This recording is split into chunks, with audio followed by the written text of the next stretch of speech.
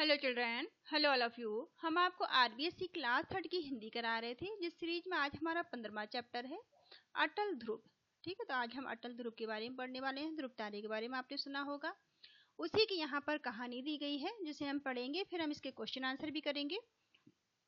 अगर आपने इसके पहले की वीडियो नहीं देखी है देख लीजिएगा, ठीक है। आपको क्वेश्चन आंसर के साथ सारे वीडियो मिल जाएंगे और इस चैप्टर की भी हम वीडियो के साथ साथ में चैप्टर के साथ साथ में क्वेश्चन आंसर भी करेंगे, तो आप वीडियो में बने रहिए। अगर आप इंग्लिश की वीडियो देखना चाहते हैं या दूसरी किसी क्लास का देखना चाहते हैं तो आप प्लेलिस्ट चेक करिएगा, वहाँ आपको सभी मिलेंगे। और बहुत सारे बच्चे क्वेश्चन आंसर के लिए पूछते हैं, तो मैंने सबके क्वेश्चन आंसर आपको करा रखे हैं, ठीक है। तो आप प्लेलिस्ट चेक करिएगा, सबके क्वेश्चन आंसर आपको मिल जाएंगे। चलिए स्टार्ट करते हैं। राजा उत्तानपाद महाप्रतापी थे। एक राजा थे जिनका नाम उत्तानपाद था, वो बहुत ही प्रतापी थे। उनकी दो रानियां थीं, सुनीति और सुरुचि। दोनों के एक एक पुत्र था। सुनीति के पुत्र का नाम ध्रुव और सुरुचि के पुत्र का नाम उत्तम था। तो राजा उत्तानपाद जो थे वो बहुत ही प्रतापी राजा थे। उनकी दो रानियां थीं और दोनों ही रानियों के एक एक पुत्र था, ठीक है। उनकी रानी जो रानियां थी उनके नाम सुनीति और सुरुचि थे। सुनीति बड़ी रानी थी, परंतु राजा छोटी रानी सुरुचि को ही मान देते थे। सुरुचि जैसा कहती राजा वैसा ही करते। राजा के सभी लोग और उस राज्य के सभी लोग सुरुचि का ही आदर करते थे। सुनीति को कोई नहीं पूछता था। सुनीति अपने पुत्र ध्रुव के साथ महल में अकेली रहती थी। एक दिन राजा उत्तानपाद दरबार में बैठे थे। नृत्य गान हो रहा था, सब प्रसन्न थे। राजकुमार उत्तम राजा की गोद में बैठा खेल रहा था। इतने में खेलते खेलते ध्रुव भी वहां आ पहुंचा।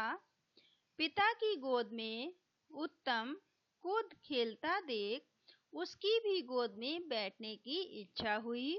वह दौड़ता हुआ गया और राजा की गोद में बैठ गया, ठीक है। यहाँ आपको पिक्चर दिखाई दे रही होगी जहाँ पर ये राजा है जिनका नाम उत्तानपाद है। उनके दो पुत्र खड़े हैं और ये उनकी एक रानी खड़ी है, ठीक है। पास ही खड़ी रानी सुरुचि ने जो सुरुचि यहाँ पास में खड़ी थी को ये अच्छा नहीं लगा। जो उनकी रानी सुरुचि वहीं पास में खड़ी थी, उसको ये बात अच्छी नहीं लगी कि ध्रुव जो थे वो अपने पिता की गोद में बैठ गए। उसने ध्रुव को राजा की गोद से उतार दिया। ध्रुव को उठाते हुए बोली, तुम यहाँ नहीं बैठ सकती, तुम्हारा यहाँ कोई अधिकार नहीं है।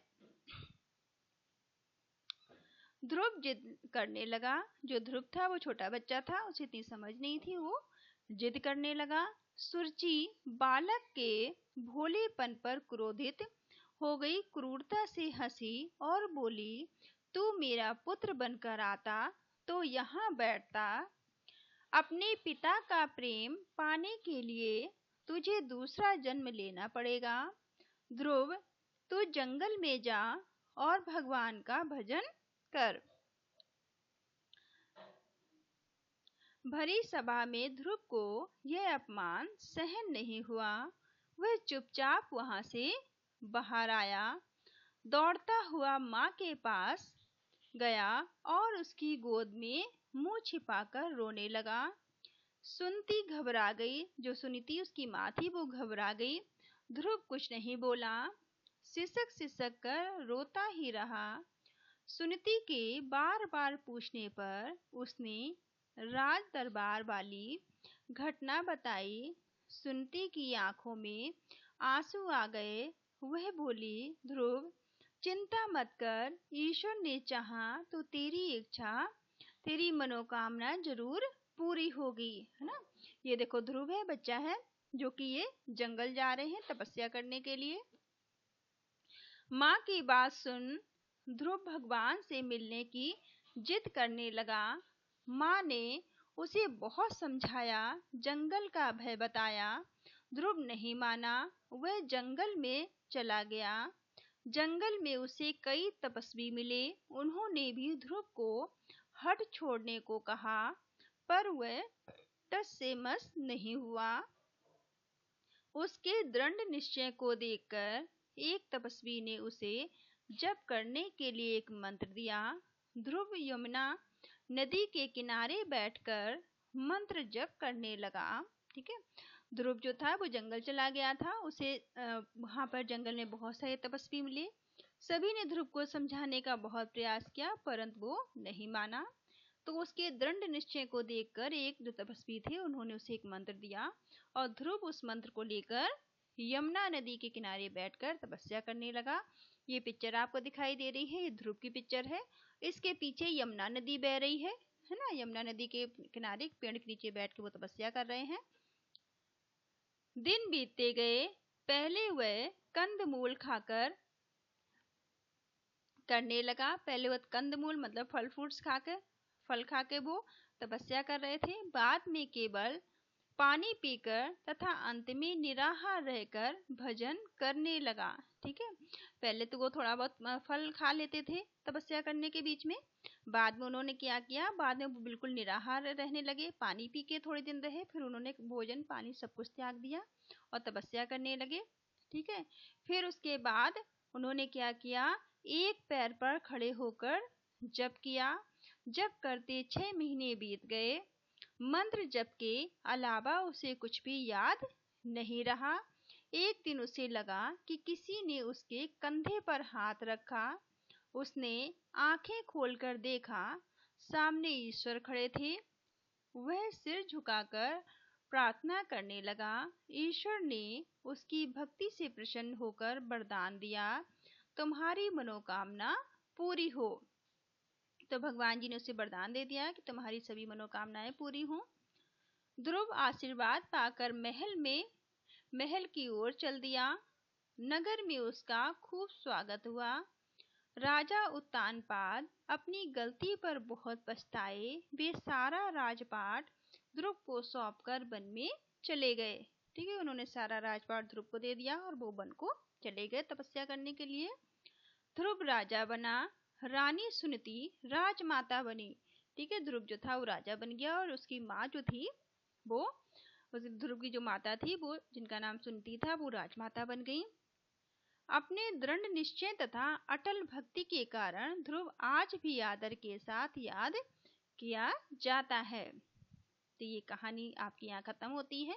कहानी से संबंधित यहाँ कुछ शब्द दिए गए हैं जिनके अर्थ हैं जो आपको याद भी करने हैं। देख लेते हैं।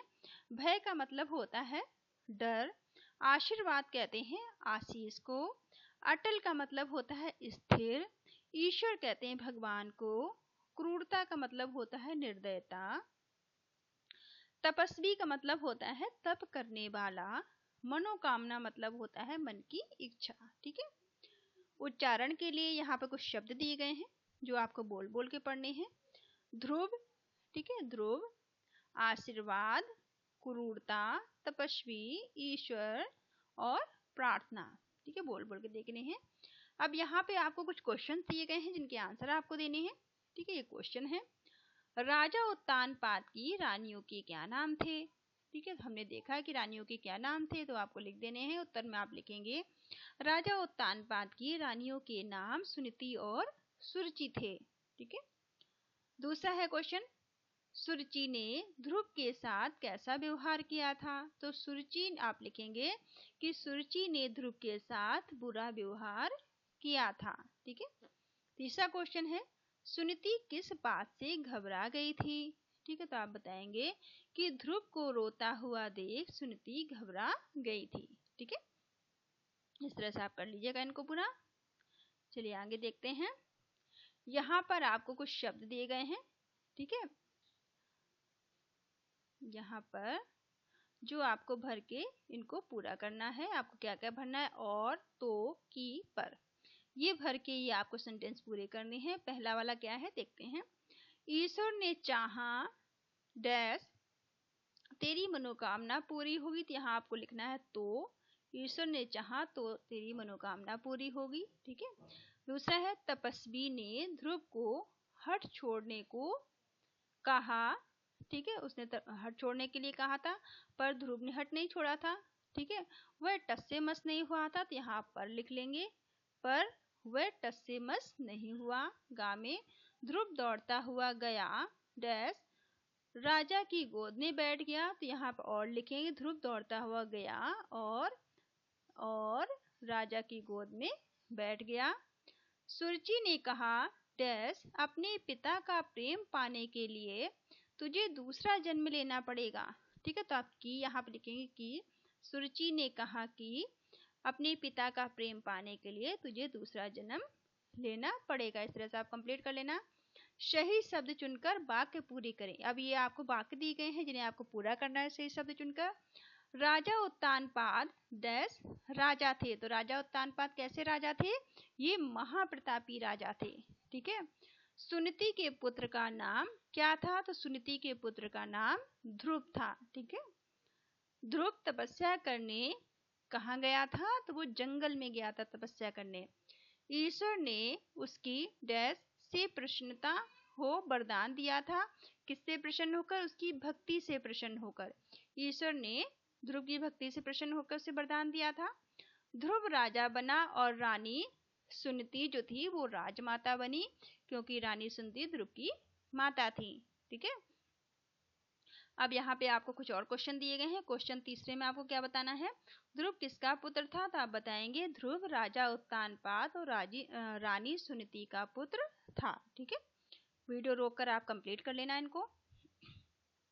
तीसरा क्वेश्चन है सुनीति ध्रुव के साथ महल में अकेली क्यों रहती थी? तो आप बताएंगे कि राजा और राज्य के लोग सुनीति का आदर नहीं करते थे, इसलिए वह महल में ध्रुव के साथ अकेली रहती थी।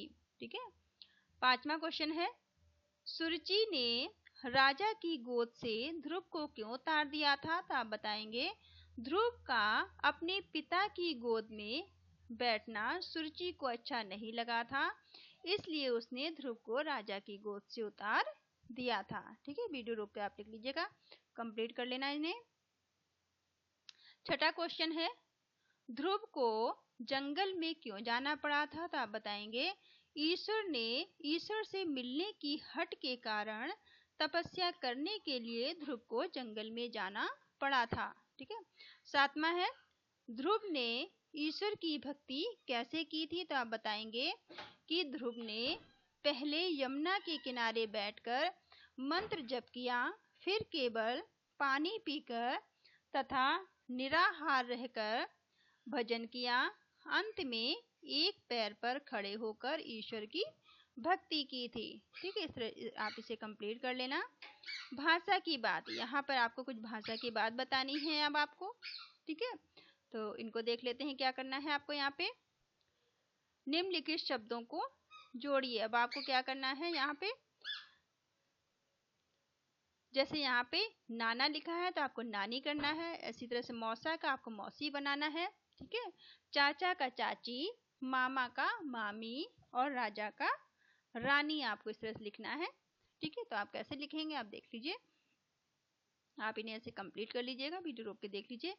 मौसा का मौसी, चाचा का चाची, मामा का मामी और राजा का रानी। ठीक है। आप इन सब में जो आ की मात्रा की जगह बड़ी की मात्रा लगा देंगे तो ये सारे कंप्लीट हो जाएंगे।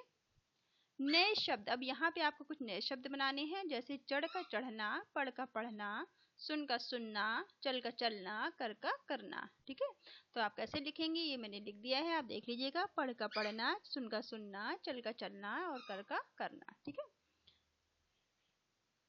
यह भी करें। यहाँ पे देखते हैं इस कहानी को याद करना, जो हमने ऊपर कहानी पढ़ी है से आपको याद करके अपने दोस्तों को, अपने बड़ों को, अपनी टीचर्स को सुनाना है। ठीक है, तो ये चैप्टर आपका यहाँ पे ख़त्म होता है। आपको चैप्टर कैसा लगा आप कमेंट करके ज़रूर बताइएगा। चैप्टर पसंद आए, आपको कहानी पसंद आए तो आप वीडियो को लाइक करिए, शेयर करिए, सब्सक्राइब करिए। अगर कोई चीज़ नहीं समझ में आती तो आप मुझे कमेंट करके पूछिए। इंग्लिश के भी वीडियो आपके क्वेश्चन आंसर के साथ पड़े हुए हैं, आप प्लेलिस्ट चेक करिएगा, आपको सभी वीडियो मिल जाएंगे। अगर आप थर्ड के अलावा, तीसरी क्लास के अलावा किसी क्लास को देखना चाहते हैं तो उसके वीडियो भी आपको मिल जाएंगे, आप चेक कर लीजिएगा। Thank you for watching.